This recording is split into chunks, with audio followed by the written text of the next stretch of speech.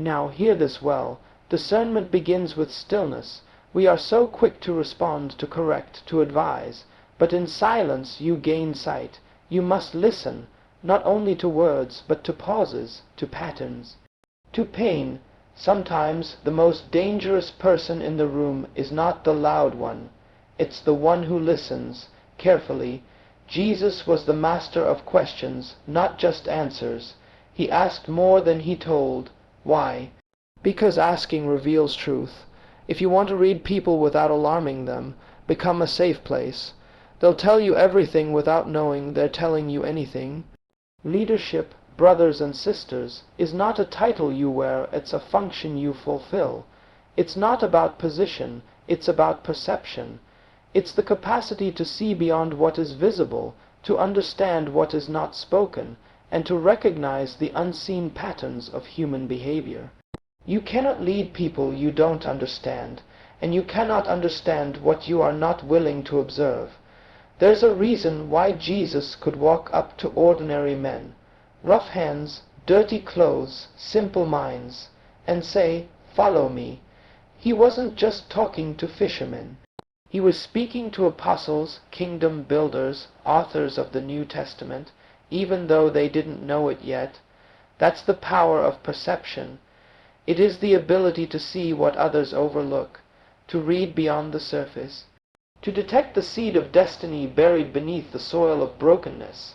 Perception is not suspicion, it is not paranoia, it is divine sensitivity.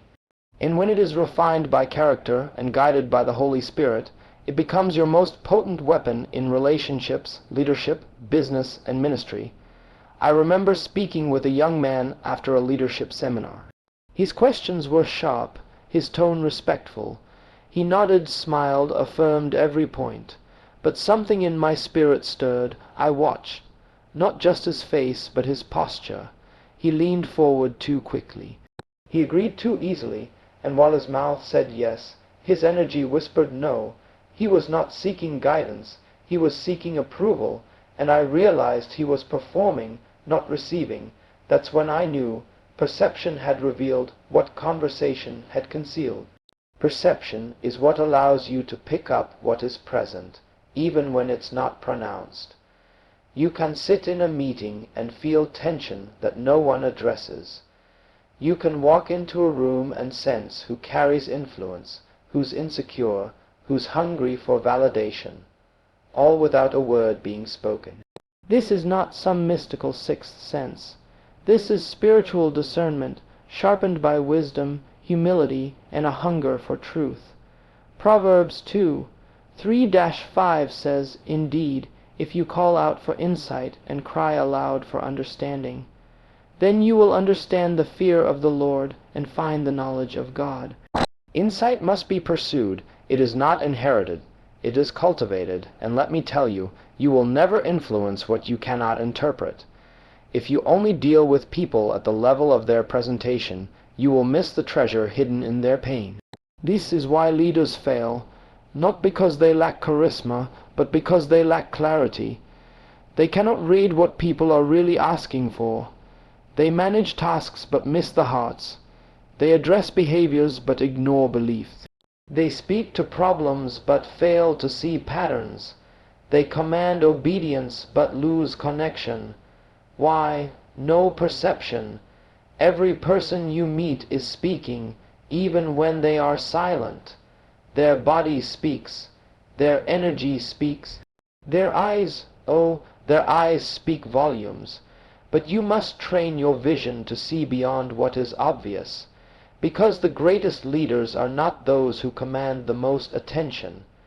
They are those who perceive the most intention. I urge you, develop this gift, not to manipulate, but to minister, not to expose, but to elevate. When you ask God for wisdom, He gives you sight. When you seek understanding, He gives you keys. And once you begin to see people clearly, you'll begin to love them deeply and lead them powerfully. You can never lead what you cannot read. People speak long before they open their mouths. Every human being is broadcasting signals, through posture, through gestures, through pauses, and through the hidden tremble in their tone. We often assume that communication is verbal, but the truth is, the most powerful messages are silent. Words are cheap. Anyone can rehearse a script, but the body cannot lie for long. The soul always finds a way to leak through the skin. I've sat in boardrooms where leaders spoke about unity, but their bodies leaned away from one another, arms crossed, eyes evasive. I've counseled couples who declared, "We're fine," but their silence screamed. Their tone was stiff, their hands far apart. Something deeper was speaking, and I had learned to listen. This is the language beneath the language. It is not taught in schools, it is not outlined in textbooks, but it is spoken in every culture, in every race, in every room. Children speak it fluently, animals sense it instinctively, but adults, we have become deaf to it because we trust the face more than the spirit. You see, what we call intuition is often the spirit man discerning what the physical man tries to deny. Your spirit can pick up unrest even while someone smiles. You can feel resistance wrapped in flattery. You can detect wounds hidden beneath sarcasm, and you must learn to trust what your spirit senses, not just what your ears hear. A person may be shouting with confidence, but their feet shuffle nervously. They may offer agreement, but their hands fidget. Their face may nod, but their voice trembles. That's the disconnect between their public words and their private world. And here's the key. People rarely say what they really mean the first time. Many times, their real message is buried under habits, fears, cultural conditioning, or shame. This is why Jesus never responded to surface questions. He answered the intent behind them. When Nicodemus said, "We know you are a teacher from God," Jesus ignored the compliment and said, "You must be born again." He bypassed the flattery and answered the hunger. If you want to understand people, don't just listen to what they say. Listen to what they avoid. Listen to what makes them uncomfortable. Observe when they change the subject. Watch how their energy shifts when a certain name is mentioned or when a certain question is asked. That is often where their truth resides, in the shadows. I remember being in a conversation where someone asked me for advice. They were clear, articulate, even spiritual in their request, but something didn't sit right. As they spoke, their voice was tight and their eyes darted, not because they were lying, but because they were afraid. They didn't need advice. They needed safety. They needed to be seen. And until I addressed that hidden layer, no wisdom would penetrate their heart. You must slow down enough to notice the quiet details. True discernment doesn't come when you rush. It comes when you observe, without judgment, without agenda, and without distraction. The language beneath the language is the cry of the heart clothed in the behaviors of the body. And once you become fluent in that language, you'll hear what most people miss. You'll pick up the whisper behind the words. You'll understand the need behind the noise. And when people realize you see them without being told, they trust you in ways words could never earn. Reading people is not a trick. It is a sacred trust. And those who master the unspoken language will always carry quiet influence in every room they enter. We live in a noisy world.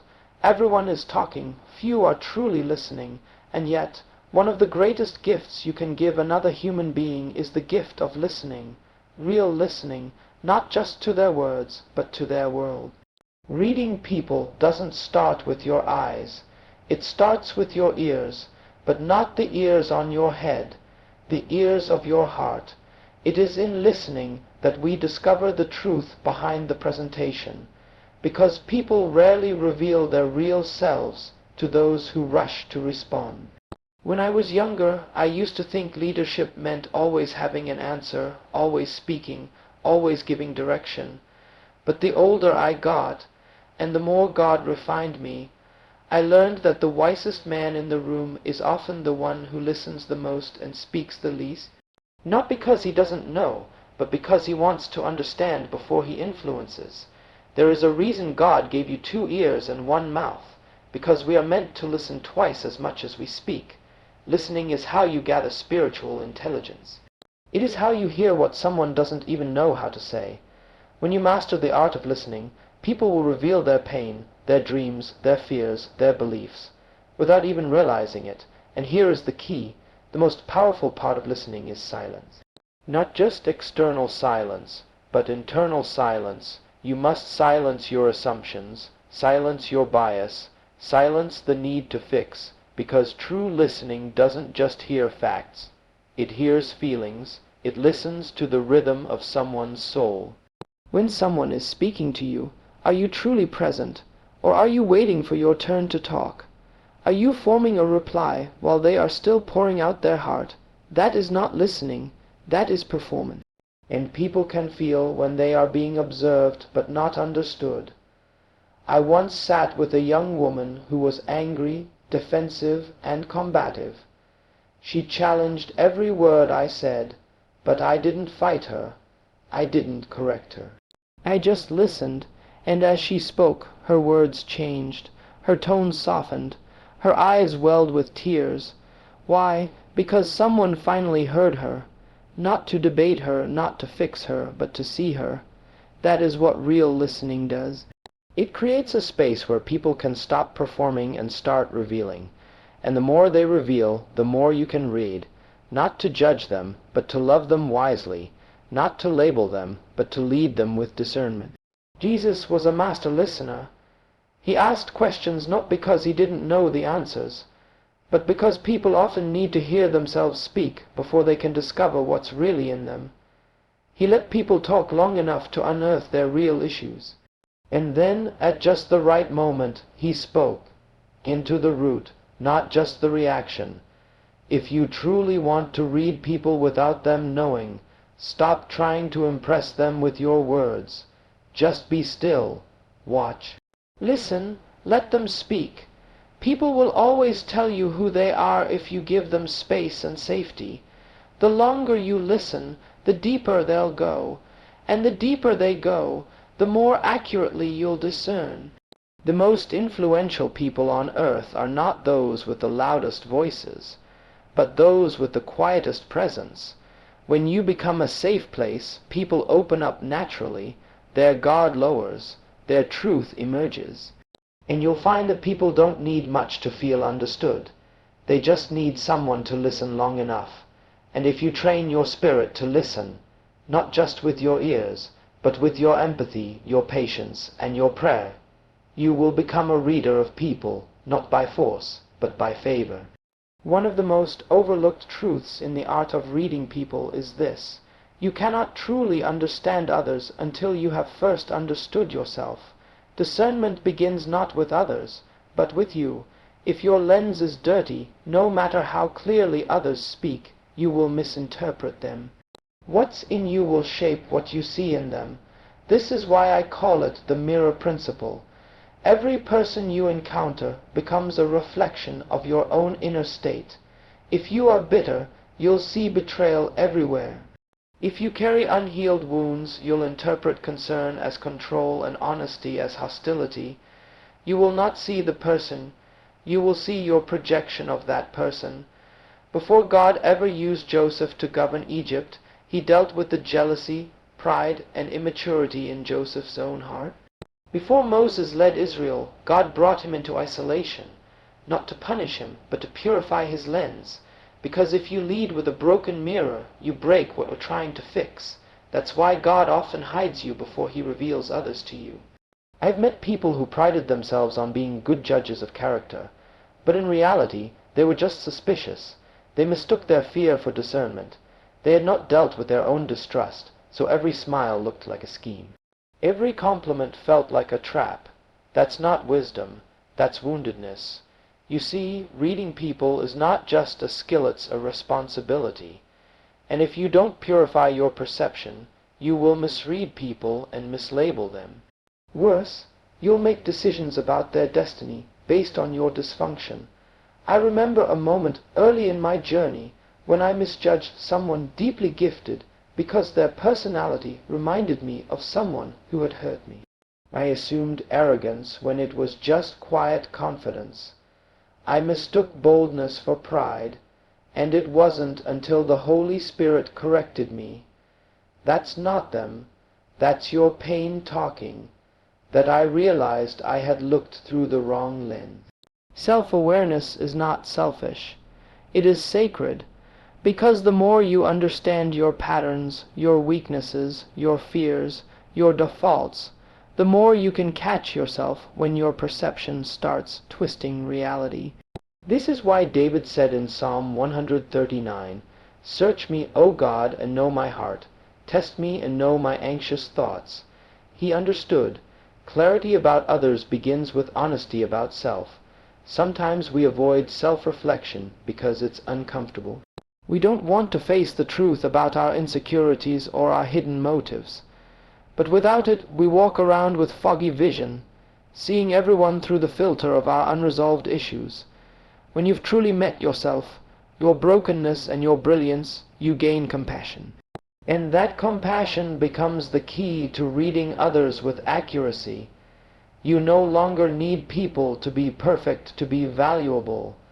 You begin to see the cracks in others not as flaws, but as fingerprint, evidence of the story God is still writing in their lives. If you want to read people well, sit with yourself, heal your wounds, examine your biases, be honest about your tendencies, and then, when you step into another person's presence, you will no longer be blinded by your own reflection. You will see them as they are, not as you fear, not as you assume, but as God intended. And once you reach that place of inner clarity, your outer vision sharpens. You'll no longer read people through fear, but through faith. You'll discern with purity, with empathy, and with purpose. True influence is never loud. It is subtle, strategic, and spiritual. The greatest leaders don't announce their authority. They walk in it. They don't need to prove they understand people, because they've learned the art of reading them in silence and leading them in wisdom. You see, when you can read people without them knowing, you don't have to confront them to correct them. You don't have to embarrass them to help them. You can shift an entire atmosphere without saying a word, because influence at its highest level is invisible. Jesus embodied this. He knew the hearts of men. He could look at a Pharisee and see past the religious robes into the emptiness within. He could sit beside a Samaritan woman and, without judgment, bring her entire life into the light through one conversation. But he never exposed to shame. He exposed to save. He never used insight to dominate. He used it to elevate. This is the kind of influence God wants to give you, not the kind that draws attention to you, but the kind that transforms people quietly. The kind that sees what others miss and says just the right thing at the right time to unlock a door in someone's soul. The kind that walks into a room and causes hearts to shift without raising a voice. I remember walking into a meeting where two team members were at odds. Nothing was being said, but everything was being felt. The tension was thick, the eye contact forced, the energy heavy. I didn't call them out. I didn't shame them in front of others. I simply asked a question that cut through their disagreement and reminded them of their shared mission, and just like that, the ice broke, not because I spoke to the issue, but because I saw it and responded with wisdom. Influence without exposure means you discern without displaying. You sense, but you don't always speak. You guide, but you don't always grab the wheel. It's the power of strategic silence, the power of measured speech, the power of timing, because not every truth must be told at once. Not every insight must be shared. Some things are for prayer, not for platform. Some revelations are meant to be held in your spirit until the person is ready to receive. This kind of discipline separates manipulators from mentors. Manipulators expose to feel powerful. Mentors wait, so their words bring healing, not humiliation. The danger today is that we live in a culture that worships exposure. People want to be seen. They want to clap back, call out and control. But kingdom influence doesn't flow through ego. It flows through humility. And if you want to read people and impact them, you must commit to doing it with grace, patience, and secrecy. Proverbs 25:2 says, "It is the glory of God to conceal a matter, but the glory of kings is to search out a matter." That means God doesn't show you everything so you can display it. He reveals it so you can steward it. He gives you insight to protect, not to parade. When you learn to read people and still honor them, when you know the truth but choose compassion, when you could expose but instead you intercede, that's when God begins to trust you with greater influence, because He knows you won't use it to destroy. You'll use it to build, so walk in quiet power. Let your discernment be clothed in discretion. Let your influence be felt more than it's flaunted. Because when God can trust you to carry revelation without needing recognition, He will position you where your presence speaks louder than your voice ever could.